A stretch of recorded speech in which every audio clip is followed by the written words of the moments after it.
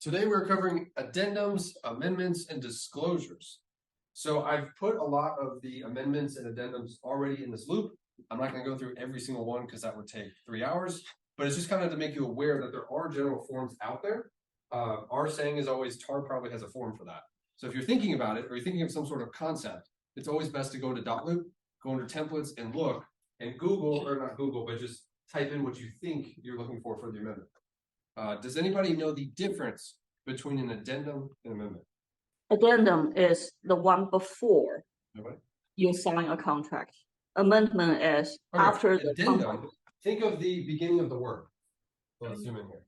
So addendum means to add. Amend means to change. And so addendums are going to be dealt when you're making that initial offer. You need more space on the contract. You need a bigger blank. That's when you're adding things to the initial offer. Mm-hmm. Valerie got it. She said one adds and one changes. That is 100% correct, Valerie. Perfect. Amendment means we're going to change something. So the best metaphor I can think of is when everybody's already signed off on the contract, we've accepted all the initial terms. Think of that contract is now frozen in a block of ice. It is what it is. So in order to change that, we have to amend it. So that's when you start using amendments, is after everybody's already accepted the initial terms and contracts. So hopefully that makes sense. Yep. Okay. So let's, before we open up all these, let's look at our loop folder. So the biggest thing with these loop folders, we hear the input from agents. Some agents might think we have a lot of forms that we require. However, all of these are CYA forms, and they're there for a reason. So we've built these templates based on over 1,000 transactions and trying to hone in what's most efficient and keeps you the safest as the agent. And it helps as an agent as well. We put them in specific folders on purpose. So that way you address those first with your clients. So the two biggest, most important forms for an agent, this is a buyer template, is your disclaimer and your importance of inspections and property survey. And we put those up here for a reason. So if you're under contract and you're getting closer to closing and you forgot to do these, it's a lot more awkward to ask your client afterwards, hey, go back and sign this. Then people get frustrated because like, you didn't tell me. So that's why we put them in this order so that way you address them first as you go. I love these two, the importance of inspection, the survey, and disclaimer, because the disclaimer is saying, hey, I am not an attorney, I'm not a surveyor, I'm not a contractor. Seek out those professionals if you need those questions answered. Importance of inspections, this literally the first week we started implementing this, prevented an agent from getting sued. They had a contract, one about to close, and the client was angry because there was now boundary issues. And the client didn't get a survey and didn't make a contingent upon survey. It said, I'm going to sue you. Well, we pulled up this form and the client marked, I don't need a survey, and signed off, prevented a lawsuit. So there is a reason we require these forms. Okay, so I've opened a lot of the amendments that are out there for TAR. I'm not going to read every single one. I'm just going to bring your attention to certain ones. But this is also a decent CYA form. So this is called a vendor list form, and this is RF 711. So anytime you're recommending lenders, title companies, inspection companies, you could put them on this list and have your client sign, and this says, hey, you can use these people, you don't have to, but just don't go after me if anything goes wrong. Really good form, vendor list. The next one, TAR has this awesome thing that's called additional contract language. So there's a lot of custom situations. Every single deal is unique. Every single client wants something different. So this form is really good to find certain contingencies to add to the contract and add to special SNPs. And so you would use this additional contract language. You can highlight some of the text that you need and copy and paste that into your addendums or contracts. You don't need it that big, just in between there help. The next form, this one does not need to be signed by anybody, but this helps agents stay on track for your timelines. So you can hire a TC if you don't know your deadlines, if you need help with your paperwork, or you could use this timeline checklist sheet. So this goes over all the different contingencies and deadlines within the contract. And this is really helpful so that way you stay on track. I know when I go under contract, I like to put in my calendar on my phone as far as all my deadlines and when they end. And then this form helps me as well. Purchase and sale agreement timeline checklist, RF 708. Right here. Cameron, do you see compliance folders where maybe they are misusing addendum versus amendment? All the time. All the time. And then I've noticed as well with compliance that sometimes we forget to label at the very top. So that's very important. Mm-hmm. You're gonna, again, I brought out some markers. Did our camera go out? So at the top, it's very important when you're dealing with addendums, amendments, to properly label them. So you could go 1, 2, 3, 4, 5, 6. You could go A, B, C, D, E, F. Just make sure you're keeping them in order and that you don't double up. So that way you don't have 2 addendum 2s or 2 addendum 3s. We've seen that. Yeah. Oh, yeah. But numbering them properly really helps connect the puzzle pieces as far as where we're at. And that way, if a title company or if a lender sees addendum 3, they're going to say, well, where's the other 2? So always just make sure to number them correctly. And you can see the wording as far as that very first concept, addendum versus amendment, the difference. This says this addendum between the seller and buyer is entered into and is effective as of the offer date, providing this purchase and sale. And then if we scroll to the next one, which is the amendment, this says, is hereby acknowledged the parties agree to amend the purchase and sale agreement with a binding agreement date. So again, we're changing something from the initial offer instead of adding to it. Neil and Karen asked, so if you have if you have different addendums, does each addendum type have a unique sequence? I think they're meaning like if we have maybe addendum 1 from the initial offer, and now we're starting to use amendments because we're under contract. That's how I'm thinking. So yes, they do have a unique sequence. Is if you're using addendums on the front end to add to your offer, whether that's different exhibits, I see a lot of stuff with new construction or flips. Nope, addendum, different types of addendums. Oh, are there different types of addendums? There's different type of amendments for sure. Yeah, Amendment to the person's sale. There's a closing date, possession date amendment. Those are different. correct. But it's just an addendum. So an addendum is just an addendum. There aren't different types. There are different types of amendments, but addendums are just adding stuff to the purchase and sale agreement. This could be like somebody's doing a flip home. They've still got some of the stuff that has not been completed, but they're going to let the buyer pick like the hardware, the cabinet color, the countertops, flooring. You'd use addendums to add that to your contract or add that to the offer. Yeah, it's kind of like in the court system, the legal system, you have different exhibits, like exhibit 1, exhibit 2. Mhm. You have addendum 1 and 2. You're just adding to that initial offer. I'd say 90% plus of the time, you're going to be using an amendment. Correct. You're just going to change something from the original purchase and sale agreement. In this box, I know we say this in every class, but this box, we have to be so careful as real estate agents. 1, we don't want to see legal jargon. And 2, we want to be able to take this document and hand it to grandma on the street, and she knows what's going to happen. So if we say like kick out clause, first right of refusal, if we start saying like jargon for real estate that the average person wouldn't understand, that's where problems arise. Mm-hmm. And if you can, like if you're changing a closing day or really the closing date is going to be a big one, use that specific amendment. So there's legal wording in a closing date amendment that says on or before. Use that, please. Yep. That and there's additional other language that we don't want to get into writing. Correct. Let's go next one. So I wanted to show this as an example. There is a generic addendum. That's why it just says addendum. Same thing with amendment. There is just a generic amendment, but there's way more information to fill out, and it's now a 2-page document. I like, especially with compliance, again, 90% of the time, you can just use amendment to the purchase and sale agreement. It's a way shorter form, a lot easier than just a generic one. So make sure you're using the right one. The amendment to the purchase and sale is RF 653. We're on. All right. No. Does anybody know with a lead-based paint disclosure, what other form is actually required whenever you have a property that applies for the lead-based paint? What other form do you have to send? Anybody know?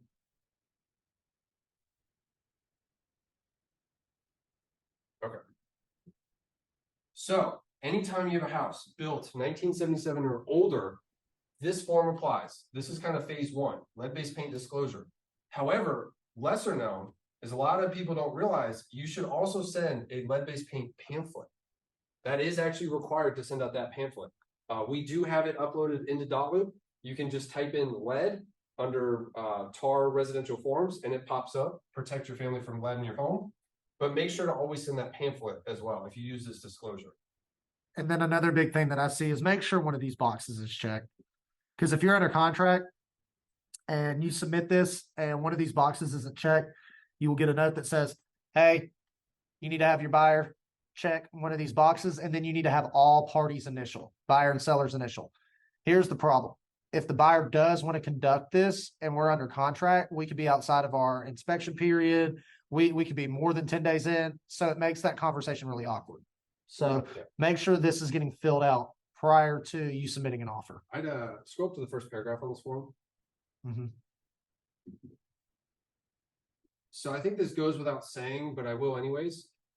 As a real estate agent, make sure before you ever send a form to a client that you yourself have read it and understand it. That's where issues also arise with compliance with agents from other companies, is they haven't read the form that they just had their client sign off on. So if you read this first paragraph, it says, hey, the seller has to make this lead-based paint disclosure, and these should be completed before the buyer makes an offer, and certainly before the seller accepts a purchase offer.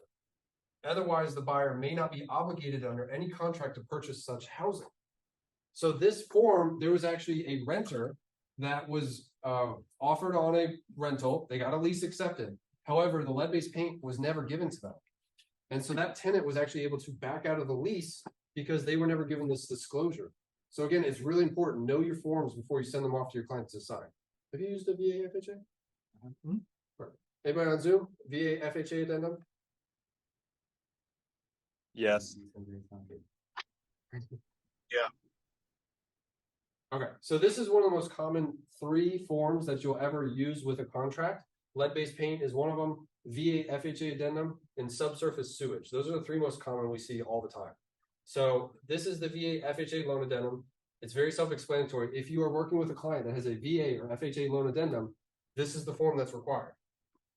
The lenders at the time might also have their own version of this as well. So sometimes you'll see that come into play, or they say, hey, can you get our version of this form signed?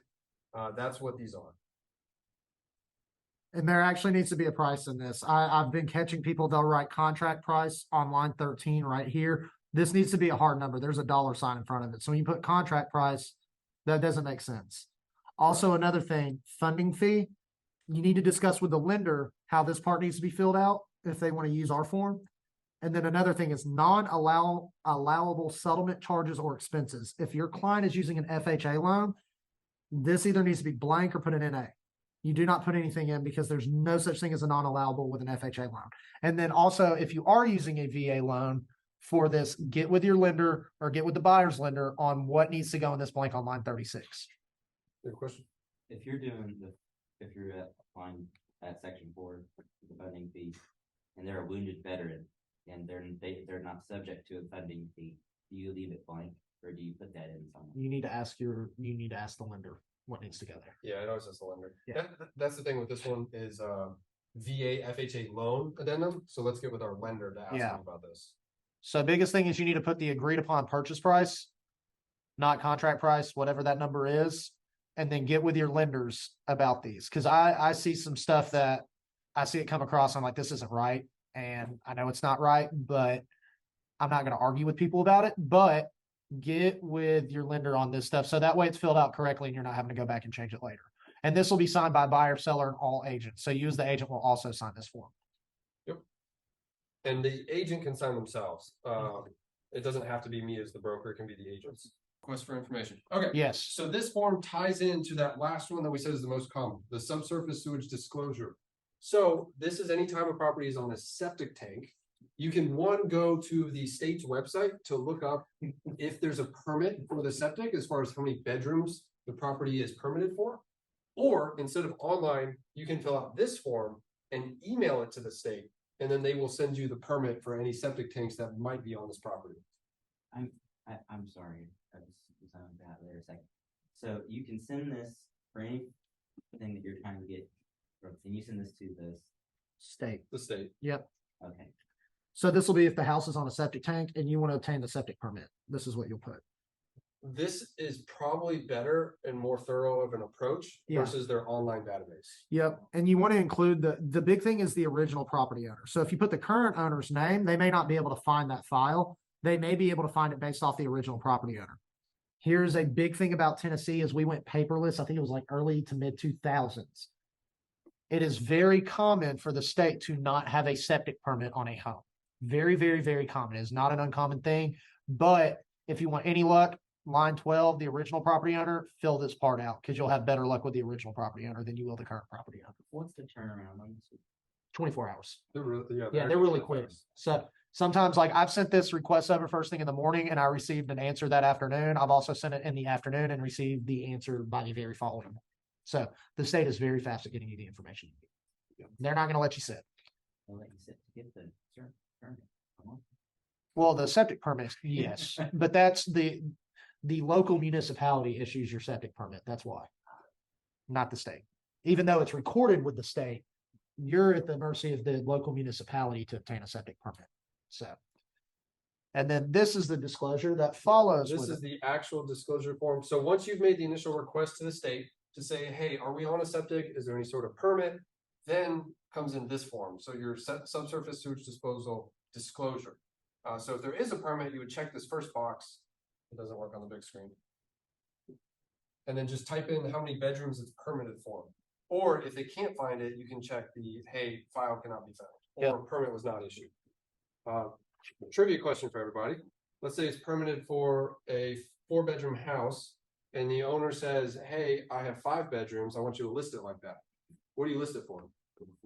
4. Yes. Or an office. If we get a permit back and it says how many bedrooms, that's what we have to list it for. We can't list it for even more. You just have to reference those as other rooms, office, bonus rooms, but it just can't be called a bedroom. Oh man, I remember 2020 and 2021 like it was just yesterday. Yeah, so I wanted to cover just some quick ones that are out there, just so you've heard the headline, but I'm not gonna go through it. There's a multiple offer disclosure form to say, hey, we have multiple offers. Final inspection. This is a very, very good CYA form. Yeah, this form, besides the initial disclaimer and importance of inspections and surveys, if you get this on every single deal, you can sleep a lot easier at night after you've had a closing.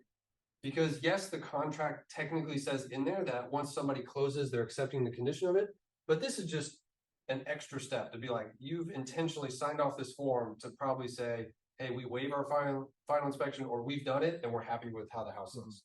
That way you don't get a call 2-3 days after closing and like, hey, now the stove's broke. And then you get a call a month later, hey, the AC just went out. Yeah. Like, yes, a lot of that's part of home ownership, but if you can utilize this form, the final inspection or the walkthrough form, it's so much better for everybody. So you use this instead of the notification form that says we're, Accepting as is. yes. That'll be more during the actual initial inspections, when you might receive that notification, say, hey, we agree to move forward and we're accepting it as is. So are they not the same? No. No, this is more like your final one. Before you go to. So that's why it's final inspection. Because in the contract, it refers to it as a final inspection. Uh-huh. And so it says, hey, we can have a final inspection, agents note as a final walkthrough. And just to confirm the property's in the same condition or better. So this form says, hey, we've done our final walkthrough and we're cool with everything. This could be a stupid question or a No, you're good good. question. So, if you're sending the notification form saying you're accepting it as is, would that not waive your right at the end? No.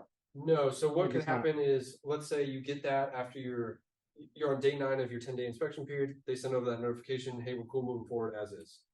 It could be a week before closing and maybe all the windows are broken in the house. So now you're like, hey, I'm not cool with it because all the Yeah. windows are broken. Like something's changed. So it's something that's not based off of what the original. It's not what the owners have done. It's something different that could have happened to the house, like as an act of God kind of thing. No, even the owners could have broken something. Like a Well, hot if- water heater could have gone It's out, like the an HVAC, accident. even if it's not accidental. So when you're purchasing a property as is, you're saying, okay, based on the inspection report, based off me viewing it, I am okay accepting this house as is. However, there are components to a house that can break at any time. Accident, purpose, doesn't matter.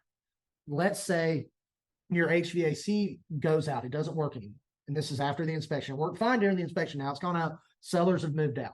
You still need to do a final walkthrough, right? So you go do the final walkthrough, find out HVAC is now not working. It's not functional. Perfect. This form is going to cover you for that, right? Because you don't have to buy the house now if you don't want to, because, hey, this is no longer operating. This is now going to cost me several thousands of dollars as the buyer, unless the seller's willing to fix it prior to closing, which then you need to extend the closing date. But just because you're saying you're buying the house as is, doesn't mean you're still not allowed your final inspection.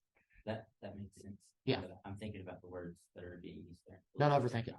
Don't What- overthink it. When I'm working a deal, every single time I'm working with a buyer, they're gonna sign this form. Yep. I'm setting that expectation up front. You're gonna sign this.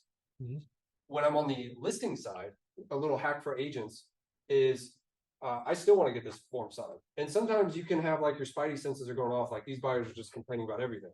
So the hack that I do is I will send this to the other agent. If they're not responding or they're not getting this signed, I'm gonna send this to the buyer's title company. And I'm gonna call them and say, hey, can you guys, when you're going through the closing package, have them sign this form? So I sneak that, I mean, sneak is the wrong word, but I send that to the titles company so that way they can kind of throw that in. And also the title company has a buyer's final inspection form that's signed at closing as well. But I would still highly recommend getting this one signed on your end. We always say there's a tar form for that. So closing date, possession date amendment. You can do a closing date extension on an amendment to the purchase and sale agreement. You can do that. This is the better form just because it's Yeah. more thorough. Again, attorneys have spent hours writing all these addendums and forms. We might as well use them.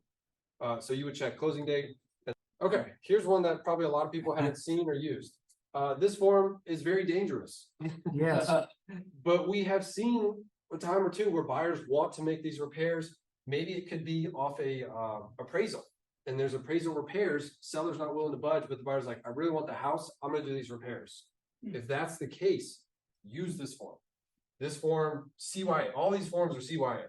They cover your butt. So this would allow a buyer to make repairs and improvements prior to closing. And it's got a big disclosure right here.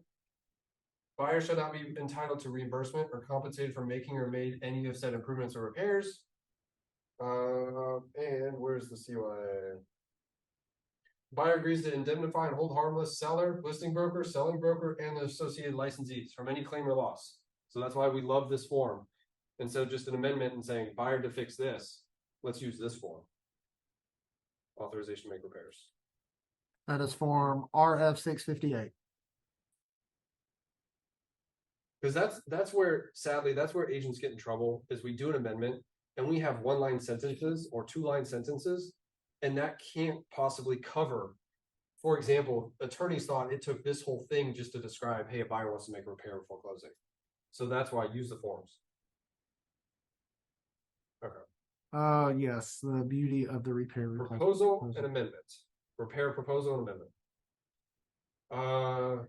What is the difference? So, One comes with- well, yeah, one comes before the other. Potentially. Anybody on Zoom? Difference between proposal and amendment is just that. We are having all our inspections, and remember your inspection period is your time to get anything checked out, gather all the repairs that you potentially want made. Now we send one proposal at once. You don't send 2 proposals. You said, hey, here's all the repairs we want fixed. Now we move into what's called a resolution period. The biggest thing though on this is to understand, again, reading our forms. It says in giant bold, this form is for information or negotiation purposes only and is not included in the purchase and sale agreement. Neither party is bound, and there shall be a separate written agreement. So they recommend the repair replacement amendment. So this just kicks off the negotiations. Hey, we want these things fixed. We have seen in compliance where buyers and sellers have signed this proposal. That's not, again, that's not binding. It actually states it's not a binding form. Where's that? If everybody agrees to stuff, we need to move that to an amendment. And what I really like on top of this is this says it's going to be done in a workmanlike and professional manner. For some items like replace a roof, replace HVAC system, I like to say to be done by a licensed professional and receipts provided prior to closing. Yes. But as an agent, with that little hindsight, with that extra wording, just be reasonable with it. If it's like smoke detectors, if it's like changing a light bulb, those don't need to be done by licensed professionals necessarily. So just think of your big stuff and then put those terms. Yeah. Because here's the thing, when you include licensed professional on any of these forms, like drywall patches, very common. If you have a licensed professional drywaller come in, one, you're going to pay a lot of money to them. But guys, I'm not handy. I can patch a wall, right? As soon as you put licensed professional, if the seller has a handyman do it, seller's now defaulted on the contract. So yes, please be very cognizant of what you're putting on this stuff. I did, but I found out that I was muted and you guys just answered him later on. So we're all good. Oh, perfect. Sweet. Yep. Good job. You nailed it. Perfect. Assumption agreement addendum. Yep. All right, just like we said, TAR has a form for that. Go. So again, this one, buyer beware. But we know with the current state of the market, there's a lot of more creative financing solutions. There's a lot of investors popping up. You've probably heard of loan assumptions or subject to. Here is an assumption agreement addendum form.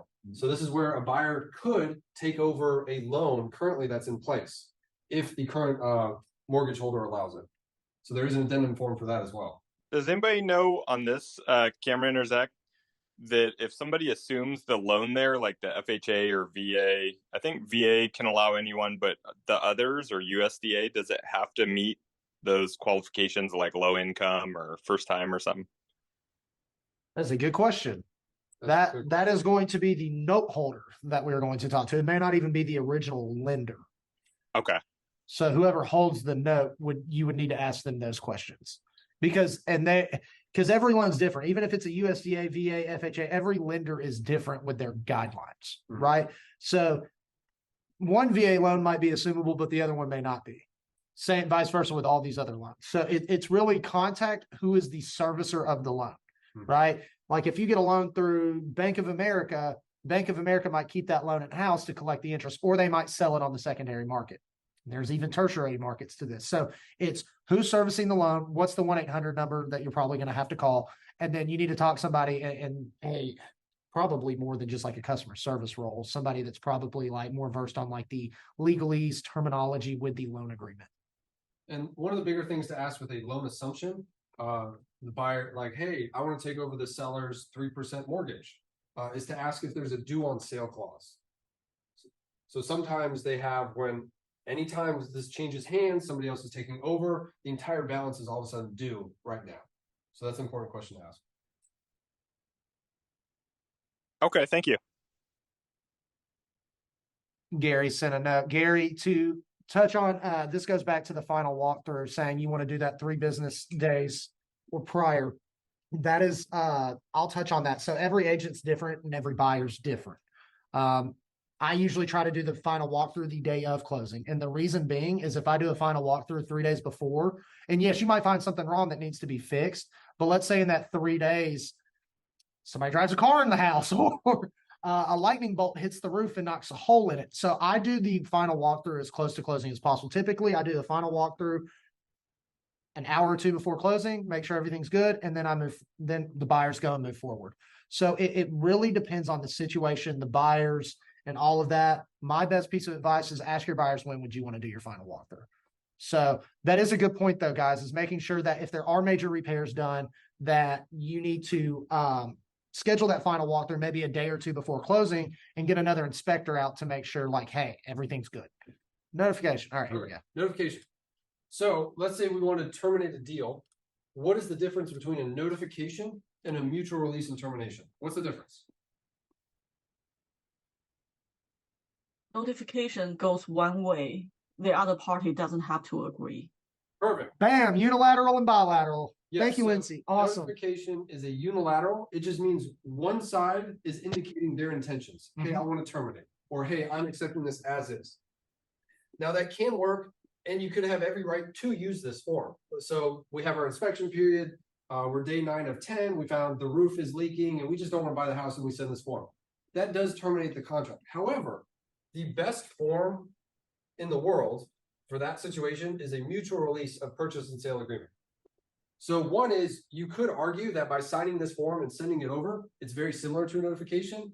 However, when all parties have signed this, again, it's CYA. It says, hey, every party agrees to go their separate ways. We release each other from any liability, legal issues. Let's just go our separate ways. That's why we love the mutual release. And once everybody's signed, we know everybody's on the same page. So that's why we always prefer mutual release form instead of notification.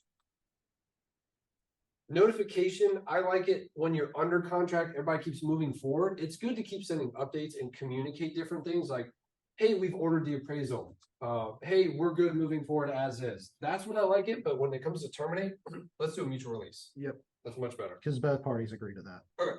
Amendment to listing agreement. So the reason I want to point this out as we round out this class is get everything in writing. If it's on the phone, if it's through text, put it on a piece of paper and have your client sign it. I have seen an agent that was doing everything their client told them. the client wanted to lower their list price, $5,000. And they did it over the phone, they lowered it in the MLS. Well, then I get an angry call from the seller to say, I didn't agree to that. I changed my mind. So always put it on a piece of paper and have them sign. So whether you change the purchase price, whether the commission changes, whether you extend the listing agreement, even on buyer deals, on other stuff, just always get it in writing. That's the point of this form. Yep. Yep. And then are we gonna do the agreement to show property? This is just to highlight this. This is a for sale by owner. If you've got a buyer and you want to protect your commission, use this form. Yeah, so if you have a buyer, for sale by owner, and they say, well, I'm going to give you 3% if you bring me a buyer. Again, put it on writing. So that way this says, hey, I'm going to show your property to this person. If a deal happens, you're going to pay me 2.5%, 3%. That would go in this form. Yep. And the seller can sign off. So one of my favorite websites, it's very weird, but is the TAR, Tennessee Realtors Legal Hotline. They have so much information on there as far as people asking their questions and the attorney that works with TAR answering. So here's one that we see a lot. You can't amend a dead contract. So I have a deal with another broker in my area. It's supposed to close on the 23rd. I send over an extension, but I don't get the extension back until the 29th. So 6 days after the contract lapsed. And their understanding is, hey, I think the contract technically is dead and I need to do a new one. What do I do? The attorney responds, you are correct. The agreement was dead and you can't amend a dead contract. We also see issues with the time limit of acceptance on contracts.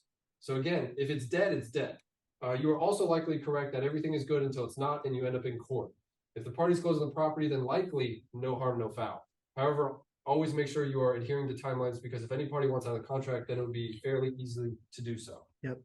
So this is one of those, it's not a problem, so it's a problem. I'd prefer, let's draft up a new fresh contract that is alive and active, not amending a dead contract.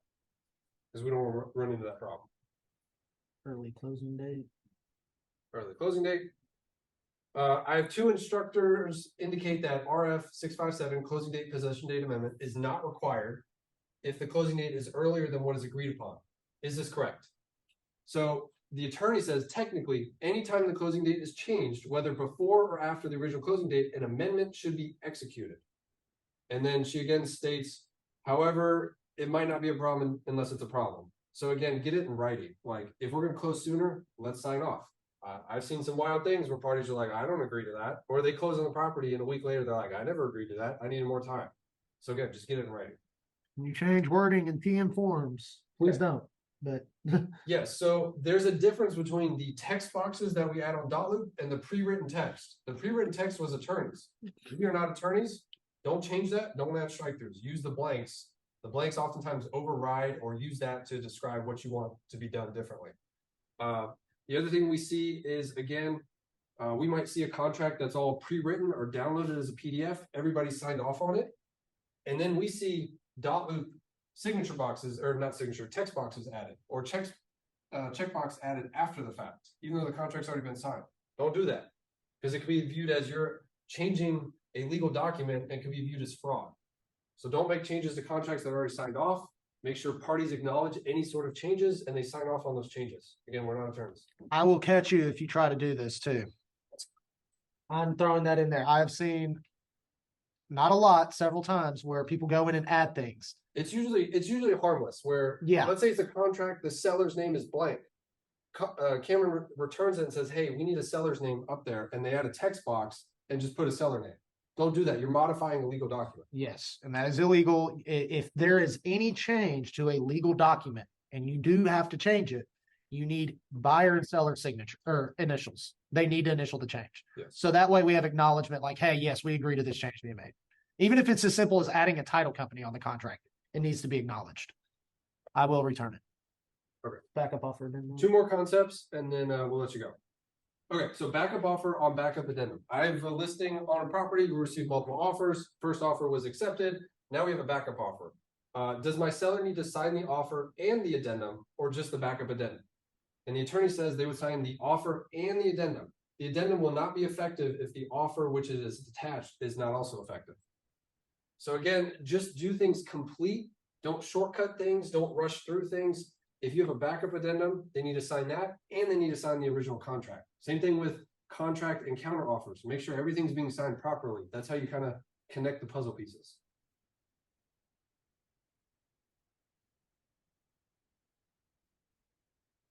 Okay.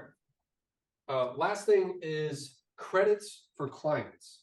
So in Tennessee, we've seen this with a couple buyer's agents. A buyer's agent cannot directly pay for a buyer's closing costs. That is actually illegal. So the proper way to do that, if you're like, hey, let's say I messed up, I thought a fridge should be included, so I'm just going to cut $2,000 from my commission. The proper way to do that is to do a new compensation agreement to reflect the change in your commission, and then do an amendment that says the seller will provide a concession for that same amount that you just reduced your commission. So just want to cover that. We've seen some compliance folders where agents on their CDAs have said, I'm paying for closing costs. You can't do that. April asked, can we send contracts to you before we send to clients to verify it's correct to avoid having to get initials later? Yes, you can. The one thing I would say, if you send me a contract, please call me or text me and send it to my personal email. I'm not always behind the computer, but I always have this little doodad on me and I can review it on my phone.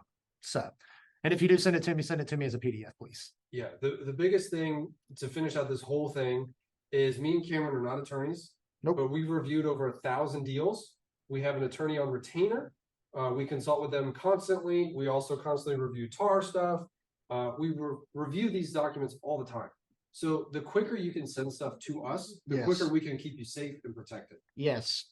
Biggest thing is, guys, when you get it under contract, I know it says submit within 48 hours. Make sure everything's signed by everybody. Submit it. The sooner you submit it to me, the more I can catch the problems. If you don't submit it to me until the day before closing or the day of closing and there's an issue, I really can't do much. Neither can Zach. I mean, it's probably too late by that point. So let us see it as soon as possible. That way we can make sure everything's going fine.